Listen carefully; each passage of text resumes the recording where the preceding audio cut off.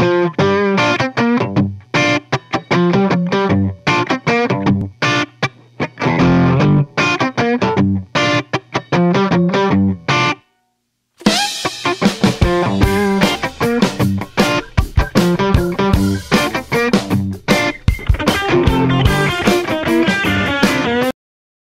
guys, if you've ever wanted to make pastrami, this is the video for you. I'm going to take you through the whole process of how to make your very own pastrami from scratch.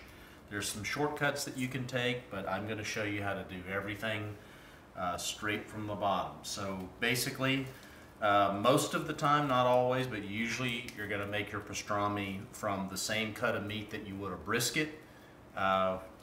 Which in this case, I'm using a flat. So a flat is basically part of a packer's cut. A full packer's cut will have a flat, which is this bigger part of the meat, and then it'll have a smaller piece that's layered against it called the point. So I always just use the flat.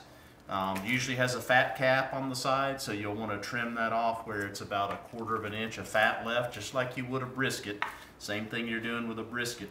The difference in what a pastrami is, though, is you basically corn the beef. So it's basically corned beef. You brine it for about 12 days, 12 to 14 days. And then you take it out and you put a rub on it similar to your brisket, but not quite the same, which I'll show you. But the key is getting this brine right. So I follow Steve Reichlin's book. It's called Project Smoke. It's fantastic. His recipes are simple and to the point, pretty easy to do. And basically, you got your flat here. You take an onion and you quarter it up. He says to cut it in half, but I like to quarter it up, more surface area in there. Garlic, you'll take 8 cloves of garlic and you'll cut the cloves in half. And then you want some 2/3 of a cup of kosher salt or sea salt. I use kosher salt like this. And then this is the most important part here, is you want 2 tablespoons of curing salt, pink curing salt. Looks like that. There's a stuff called pink Himalayan salt. Don't get that. It's not the same thing. It's a completely different thing for that. You want to make sure you get the curing salt. That's key. So what you do basically is you're going to want to take 2 quarts of hot water, which I'll put in here. That's what you mix the salt in. Put both of those in. And then 2 quarts of ice water, so that when you dissolve the salt in the hot water, you pour it into the ice water and it cools it back down, because you don't want to put your brisket in the hot water. You want it to be cold water. So 2 quarts and 2 quarts, hot and cold. And then in the cold water, you just put your chopped up onion and your garlic. And then what you want to make sure you have on hand is these 2.5 or 3 quart freezer bags. I use these, hefty, pretty straightforward. Make sure you have 2 of them. And you're just going to pour all of that stuff in a freezer bag with the brisket. And then you're going to take that freezer bag and put it inside another freezer bag so that it doesn't leak. And then I put mine in a big pan. Just get you a pan from the grocery store like this, no big deal. And you put it in the refrigerator and you turn it over every day. Sort of slosh all that brining juice around. Every day you want to flip it over and slosh it around a little bit for at least 12 days, somewhere between 12 and 14 days. And then, you know, most importantly, because you're planning on doing this 2 weeks ahead of time, just make sure that you're going to have a full day, because you're going to need to smoke it for about 12 to 14 hours. So plan ahead and make sure that you're going to have a full day where you can do it, and that you're not having to go over to Grandma's house for spaghetti and ruin the whole thing. So plan it accordingly. It takes about 2 weeks. So we're going to get started cutting this up. And oh, and by the way, just to show that I do read your posts, and I love all you guys' posts. They're very funny. You guys love my my very small knife that I use for trimming the fat. So my daughter did buy me a smaller knife. that I use, but I still keep Old Faithful here because I know you guys love it so much. But just in case I end up with a really big piece of meat, you can also use a knife like this, you know. So, okay, so now I got my onion quartered up here. I got my garlic cloves cut up, about eight or nine of those. These were big ones, and got those all cut open. And so now what I've got is 2 quarts of hot water right here, and I'm just going to pour the 2/3 of a cup of kosher salt in there. I'm going to put in this super secret ingredient here that you got to have. Make sure you have this before you start anything. It's that curing salt like I talked about. I think I got that at Walmart. It's a little bit hard to find, but I got it at Walmart. Just make sure you find it. And again, don't get that Himalayan salt. It's not the same thing. Stir this up, and by the way, you'll see when we get to the end of this that what you end up with in pastrami is phenomenal. And there's lots of stuff you can do with it. You can make yourself some pastrami sandwiches. You can do some pastrami and sauerkraut. I took a bunch of it and made some appetizers and took over to a Super Bowl party, and they were instantly gone. You'll be shocked at how good it is. All right, so I'm just stirring this up here so that's all dissolved. That's the only reason the water needs to be hot is to dissolve that salt. All right, and then what you do, just sticking my finger in there to make sure I don't fill in crystals, is you put all of this garlic over in your cold water, your ice water. Onions go in there, pour that in there, like that. And now basically what you have is the secret solution of brine. So when you feel it, it should be cool. You don't want it to be hot. You don't want your meat going into the hot like that. But basically that's your brine solution. So then what you do, and believe it or not, this is the hardest part of the whole thing, is trying to, how do you put a 6-pound piece of meat in a bag and then pour a gallon of solution into it without making a big mess. And I'm not very good at this, and it's not possible for me to show you the whole thing here because I have to stop the film and do some other stuff to do it. But basically, put your brisket in there like that, your flat. All right, and then you're gonna pour this in the bag and zip it, and then put it in a second bag and zip it, and then lay it in a pan and put it in the refrigerator for at least 12 days. The help of my wife as my assistant here, we were able to get the meat in the bag, pour the brine in there. It's easier with 2 people. You can do it with 1 person, but it's easier with 2 people. This is only the second time I've done this, by the way, so I'm no expert at this. I'm just showing you what I did last time that turned out really good.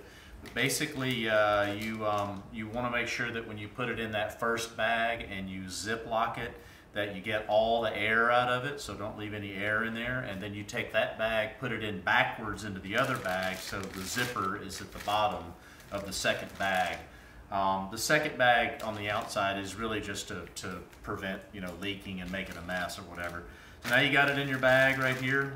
Then take your pan like this, and you just put it in your pan, just like that. And that's just to keep it from pouring all over your refrigerator should you get a leak. Then every day, and this is the important part, every day you want to turn it over. So you just take it like this, lay it over, slosh it around a little bit, and you're done. Don't get too rough with it, or the seams in the plastic bag will start leaking and you just don't want to have a mess. So just kind of gently turn it over. You got to do it like 12 or 14 times, so they add up. But that's basically all you have to do. And then the other thing that you guys mentioned was an ingredient that I had missed before, which is critical for all smoking, is make sure you have your favorite beverage here. So I happen to, today I'm drinking a High Five IPA, Terrapin. I like all the Terrapin stuff, but whatever you like, make sure you have one of those on hand. And in about 12 or 14 days, we're going to take this out of the refrigerator, put a rub on it, and get it on the smoker.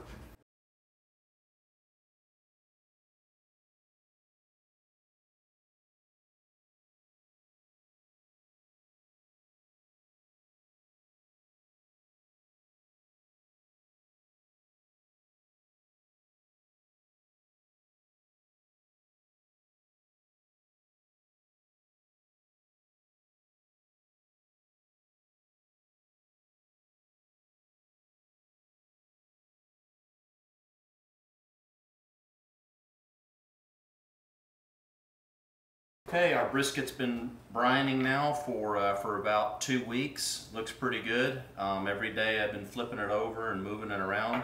So now we're going to go ahead and make the rub. I'm going to smoke it tomorrow morning early, and so I want to go ahead and have the rub made. This rub, key thing is don't put any salt in it. You don't need salt. The meat itself has plenty of salt. This is mostly black pepper and coriander seed, and I like to grind up my own seeds. I've got this little coffee grinder that somebody gave me for a gift that I never used for coffee. I don't know why I don't grind my own coffee. I just don't really have time for it, I don't guess, but it makes a great way to make your own rub. So basically you're going to end up with about a cup of this stuff, and so it takes about I'm going to do this in 2 shifts here because of the size of this thing. So this is a half a cup, so I've got half of this, which is a quarter, is coriander seed, and the other quarter is black pepper. So I'm going to do that in 2 batches there. So it's mostly that, and then it's about a tablespoon of mustard seed. You want to put that in there, so I'm going to throw some of that in. And the only other thing is a tablespoon of brown sugar and a teaspoon of ground ginger. All right, so that's it. Black peppercorn.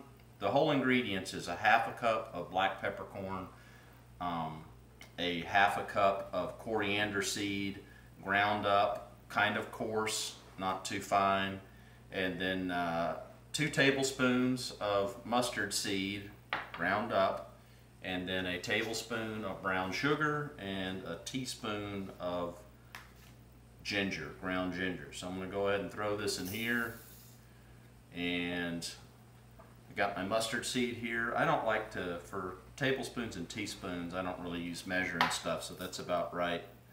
Maybe a little bit more. The good thing about this recipe, which is Steve Reikland's recipe from this book, Project Smoke, it's not mine, but his ingredients, you can't really mess them up. You know, just kind of stay with the basics, and you don't have to worry about anything going sideways on you. And so, give it a little grind here.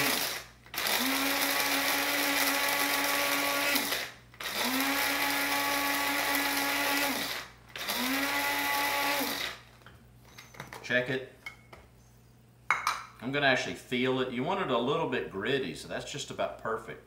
So when this goes on there, you know, you've had pastrami before where it's got a little bit of a bark on it, and it's not powder, you know, it's kind of you know, little pieces of pepper, so that's just about perfect. I'm going to throw this in here. That'll be our first batch. There's a couple of whole peppercorns in there, and that's fine if you have whole peppercorns, because we're going to drape bacon over the top of this thing when we smoke it, and that's going to, any kind of hard peppercorns like that, they're going to get soft, so don't worry about it. The main thing is, you just don't want it to be super fine, you know, it's not like ground powder. Here we go again. Quarter of a cup ground pepper, quarter of a cup of black pepper, same thing I did before, and mustard seed, teaspoon of that. Put this in here.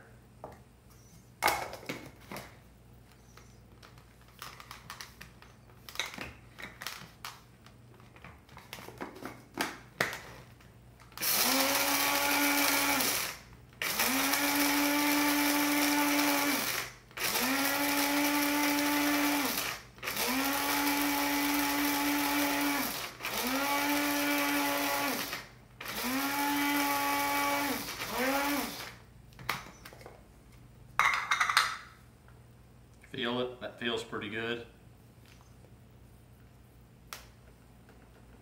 You can already smell it. It smells pretty good. All right, so the last things here, I've already got these kind of measured out here. This is the brown sugar and that's the ginger. I'm just gonna put these in here like this.